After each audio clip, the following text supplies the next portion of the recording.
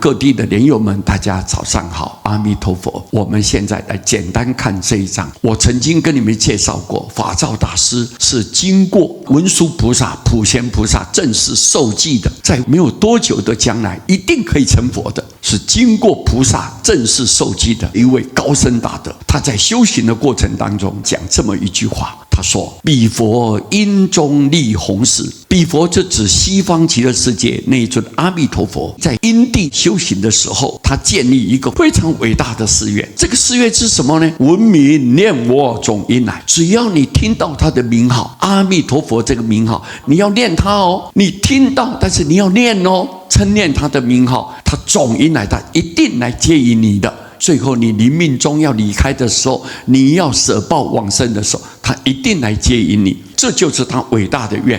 不拣贫穷将富贵，不拣就不去分别你是贫穷的人或者你是富贵的人，他不分别。不拣下智以高才，不分别你是一个非常肤浅没有智慧很庸俗的人，或者是你是一个很有才华很有智慧很聪明的人，他不跟你分别。不拣多闻持禁戒，当然也不分别什么呢？你是一个深入禁章，戒也持得很严谨非常完美的人，他也不分别。不拣破戒罪更深，他也不分别你是一个犯戒的人。修行过程当中难免有做错，你犯了戒了，罪业非常的深重，他仍然不放弃你，一样要救度你，但要回心多念佛。你只要回心转意了，能够弃恶向善，你好好的念佛，虔诚的念佛，能令瓦砾变成金了。本来一个最不起眼的东西，能够变成价值连城，让所有的众生都去成就。法照大师鼓励我们大家，阿弥陀佛的大悲大愿，他对我们众生无微不至的关怀，他不舍弃任何一个罪恶的对象。只要你好好的虔诚念佛，阿弥陀佛一定救度。像这种道理，如果不讲解，我们不明白，不修行无以度自己啊！你不说法无以度众生，你不念佛无以了生死。所以我们一定要把它解释出来，让所有的众生都能明白，都能了解。这是我们出家人的责任，把这些很重要的修行道理的基础，让大家都能够分享，